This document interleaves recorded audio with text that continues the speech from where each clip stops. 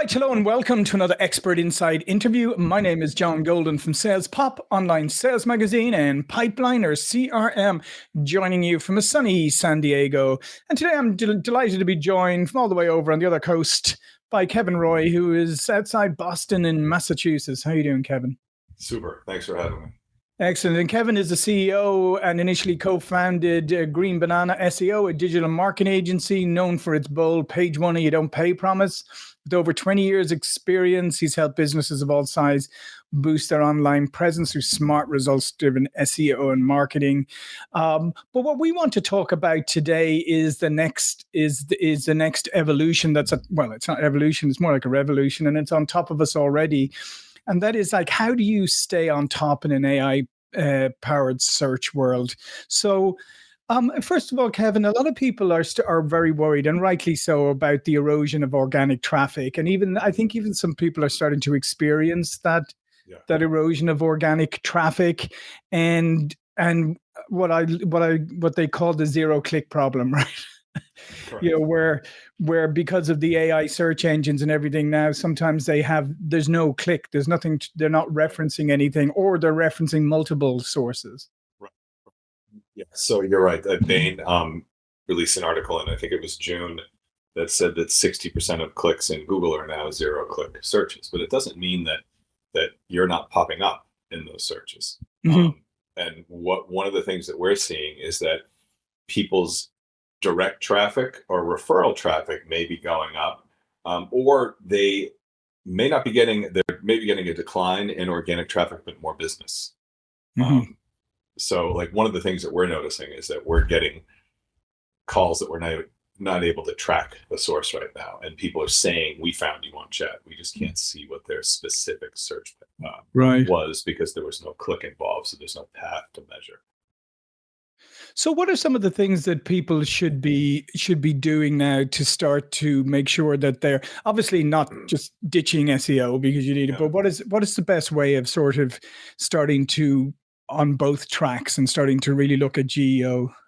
So the good news is that if you've been following like the best practices of SEO, where you're creating relevance, you're creating relevant content, you're having high quality relevant links, like the whole game in SEO is matching relevance and making sure that relevant links are going to the pages that are, relevant to the links. So to the keyword phrase that you're trying to rank, adding to what the language models are looking for fresh content. So they like fresh content. It doesn't mean you have to start jamming out content every day, but they seem to be putting a preference on fresh content. They like schema.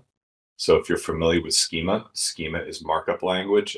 If people that don't know what schema is, if you Google like Taylor Swift tickets, and Ticketmaster has the ticket price inside the SERP, or the search engine result page, that is inside of a markup language. And what we have found is that putting relevant FAQs in the markup language. So if you want to rank best peanut butter and jelly sandwich, you're gonna go and put 10 questions and answers that are short snippets, because the language models like this bite-sized information, and you stick that in your schema, because evidence is pointing to the fact that they can access it faster. So they're grabbing your schema. That's one of the things that you can do. Another thing, if you're a local business, like Gemini is really favoring reviews. So the more reviews you can get, if you can encourage your clients to use a keyword that you're trying to rank for in the review, great. That is very hard to do. Everyone knows it's really hard to get a review. People will say they'll give you a review and they just don't get around to it, right? So it's hard to do. But what you can do if you get a review is reply to that review with a keyword phrase and a location. And sorry, just on the review, does it have to be a Google review, or it can be it can be a review anywhere, but Gemini, because Gemini is Google's going to look at their stuff first. But no, it can be a Trustpilot, Yelp. The reviews are, one of the things that if you look at where ChatGPT is pulling, you'll see that it's pulling from other sources, and it's trying to make information that can support the content on the website. Mm-hmm. And that's the other thing then, the content issue, because some people think, oh, well, it's looking for content, original content. Well, I can use AI for that and I can just churn out content, but that's not the right strategy either. I don't think it's the right strategy. I mean, you can do that, but you have to remember that the users interact that as well. So generative content is not going to hurt you. I think it's kind of a myth that, that's going to impact you, but consumers read it and you can kind of tell if it is generative content. You have to remember that the stuff that is pulling up in the chat and the stuff that people are seeing needs to really be a reflection. I'm not saying don't use chat or don't use Gemini or Claude to create your content. I think it's a great tool to be using, but I think you should have a human that reads that and says, hey, well, I'm going to change this text so it sounds like us. I'm going to change it to make it a little bit more human. So it's humanizing some of that. Yeah, no, I would agree with you, because you can kind of tell when it's generated. Sometimes it uses strange language. Sometimes it actually even has mistakes in it. And if you're just taking it and pumping it out, it's not going to do much for your brand. Right. And one of the things that you probably notice if you've seen AI text is it's super predictive. So I like to take long walks on the beach and then it's always going to say night, right? So you should really be saying, I like to walk on the beach with a beer in my hand and feet in the water. So what are some of the other things that you should be doing to get yourself in the best possible place for AI? One thing that we have found that works really well is remember how I mentioned that the language models like to see little bites or snippets of information. Yeah. Adding a very small soundbite or a little executive summary on the top of your pages is going to help, because they'll pull from that. I mentioned reviews. I mentioned schema. Another thing that we found that they're looking for is they're trying to make a complete story of your website. So if you're physical therapist, it's going to want to see what things you treat, and then it's going to want to see a bio of all of your practitioners and a little bit of background about that. So it's really trying to make a whole story. What do you practice? Where do you practice? What things do you treat? Who are the people that are treating me? How do I get in touch with you? What insurance do you take? But it's all stuff that you really need anyways. But we found that some of the sites that don't really rank well are missing some of those pieces, and the language models are like, I can't make a whole story about this, so I'm just not going to favor it. Yeah, so that's a great piece of advice, though, is to start looking at your website, the properties, and make sure that they have a complete story, because I think that's something that probably people didn't think so much about before. They just thought about having, I need this, this, and this, but not whether they're completing the circle. Right. And like I said before, it's going to help the user anyway. So, a lot of the things that we found in the past for doing SEO for years is that the things that you're doing to rank organically, even if it didn't impact you organically, were things that the user needed to see anyways. Like, think about load speed. You have to have quick load speed, because that helps for SEO. Even if it didn't help for SEO, it's a real pain. To look at a site that loads slow. Content that's in bite-sized information, bullet list, reviews from other people that are talking about your site. All those things are helping build a holistic story about the website. It helps in AI, but it also helps the user, and I think that's not a coincidence. And basically, because there's so many models and tools out there now, do different models look for different things, or do they all basically look for the same? So I found that different models look from different things. So they're drawing, like Google loves Google properties. Sure. ChatGPT, for some reason, looks at aggregates. I personally, and this is just personal preference. I love ChatGPT and Gemini. and I favor chat because it's been around the longest, and I firmly believe that the longer it's been around, so the older it is, the smarter it gets because it's continuously learning. So if I don't know if you remember when chat used to do images or chat used to do text on images, it was ipsum lorem junk, and now Yeah, yeah. it's write happy birthday on this picture and it gets it Mhm. perfect. So it's just getting smarter and smarter and smarter. So I know that was a little bit of a diversion, but you know, I if I'm doing well in chat and Gemini, I'm really excited about it. You know, but there's I have found that I've seen sites rank really well in chat in Gemini, but not in Claude and not in Mhm. Perplexity. So they seem to be pulling data from different sources. I think Perplexity favors Reddit. I'm not 100% Yeah, sure. no, It's a little conflicting you're in right. that. Yeah. I think you're right on that because Reddit has become a big source for some of the models, and Yeah. Perplexity might be one of Yeah. them. And Yeah. that's something that you wouldn't necessarily know, or maybe you don't. I mean, most companies don't have a Reddit strategy, Right. so therefore you It's wouldn't hard. know. Mhm. Yeah. It's hard to have a Reddit strategy. Yeah, if you've ever been on Reddit for any length Yeah. of time, Right. for sure. But that does raise interesting challenges, doesn't it? To say, so number one, you do the things, but you also need to understand that the models might look for different things. So you might have to start looking at things like Reddit that you didn't want to before. Right. Right. Exactly. Yeah. And how your but this isn't the death of SEO, is it?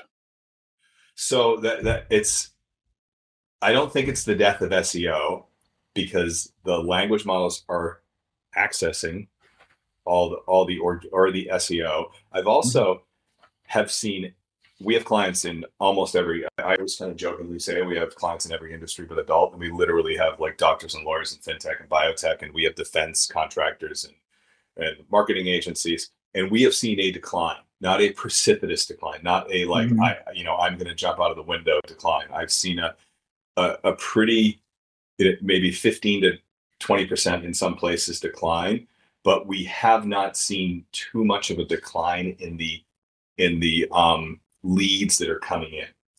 Mhm. I've seen a big uptick in direct traffic. Um, since this has happened, I've also seen more of a decline in consumer-based products and less of a decline in B2B. And I did some research on that and discovered through some articles that B2B is seeing less of a decline because you can't create a complete picture in a snippet. So users are wanting to go to the site to finish that story to get more learnings of it from it. Yeah, no, I would agree. I would agree on that, and I think it's becoming obviously this is another thing that's facing people now is that the real estate on the Google search pages is now becoming so compacted, if you like. It is. You know, It you've is. got the AI summary at the top, Yeah. you've got the Google ads, and then maybe you've got some links. Yeah. I mean, they're really trying to squeeze the SEO folks out. So they are, but one of the things that so I'm fortunate enough to be in an SEO mastermind group with Mhm. some peers of people that are all smarter than me, and the consensus in the group is that the maps are not going away, the GBP. So if you're local, you can really focus on that. Um, there's a there's a lot of debate on whether the rest of the searches on the bottom are going to go away. Right? No one really knows that. Mhm. I know that Google, I think it was last week, they got they changed the ability for tools like Ahref and SEMrush to see beyond um, the 10th page. Mhm. And so all of like we use Authority Labs Right. for rank checking, and everyone that was in a lower position got a zero, like you're gone. But that doesn't mean the searches aren't there. So Google didn't get rid of the ability to search beyond there. They got rid of sending that, having it's kind of it's hard to explain it, but it's a feed that enabled those, that API that enabled those people to see beyond that. So All we've right. seen that. I don't know why it happened. And apparently they didn't tell anybody. So all these companies are scrambling because it looks like traffic just in rank, people went from, the position 30 to zero overnight. Yeah. We've seen some odd things ourselves over the last while. I think things are definitely in flux over the last couple of months, because we've seen some odd things even through Google Analytics that don't really make any sense. Right. Yeah, we have seen that, and I think the general consensus. I listened to a podcast from Ad Age the other day, and I was really expecting to get some good information, and they basically said they don't know anything. They don't know what's happening. And I listened to an interview from Dennis Habasis, the DeepMind guy, who was clearly one of the preeminent people in AI. And he was talking about Google's new V3.0, and I believe he was referencing how sand was moving or water was dripping. And he said, I don't know how that happened. I don't know how it was able to calculate and make it that accurate. That's amazing to me. Yeah. So that, there's so much. We are in like this, I think it's an amazing renaissance period where people are just really trying to figure out how everything's working. Yeah, I mean, in some ways, it's become a bit of a bit of a leveler too. Yes. And how are you seeing user behavior change now? Because I mean, once upon a time, we all just went to Google to do search, and now some of us go to maybe initially even go to our whichever the models we like the best, whichever tool we like the best. How is that? Is user behavior changing now, where they're going to go for an AI first search? So I think so. So but it's more from personal observation, because you can't see, if someone comes and visits your site, you're able to see where they came from. If they came from Facebook, or if they came from a referral site, or if they came even from ChatGPT, you can see if they've clicked into it. If they don't do anything, you can't see that path. Yeah. I know that we're getting more clients now and more inquiries than we have in the last the last 3 months. Our lead volume has doubled, and I've had people say, I found you on chat. I don't know the exact phrase that they found me on chat. I can't see that because they didn't click the website after the chat. And then I was a guest lecturer at Boston University last night, and I asked the class, who in here uses ChatGPT for searches, and every single one of them raised their hand. So people are using it. Yeah, no, I think that, and I think it's going to become the default. I mean, I even see Perplexity has tried to do their own kind of kind of browser, the Comet. I mean, probably people have tried that before, but it is probably the start of, at some stage, either these are going to come together, or we're just going to default to. Absolutely. So where do you see? Yeah, I ask you that. Put on your futurist hat. Where do you see this going? So I can tell you, it's not going away. I am really, really excited and interested about agentic AI. I think that is going to continue to evolve. I think Google is going to lose some. I think Google's going to lose some market share, but you also, if you step back and look at the big picture, look at Google's market cap and where 75% of their revenue comes from search. You don't think they're coming up with a plan? Right. So there's a lot of really, really, really smart people that are going to make sure that doesn't go away. So I don't think search is going away, or it may migrate over to things. And there may be Sam Altman said he might consider paid inside of ChatGPT. I'm sure that there's a bunch of people negotiating there. Perplexity is trying to do it. Google's already put it in, where we run paid ads through Google, and there's already AI visibility in there. So I think people just might be switching platforms. I'm super excited about it as an agency. I think it's really fun because we have so many clients that are forward-thinking clients, are like, what do we need to do to get ahead of this? We're helping them. So anybody that runs an agency, I'm like, this is really exciting. Yeah. So just tell me a little bit. You just said on the Google Ads, you're saying that now on Google Ads you can actually do AI too. Is that it?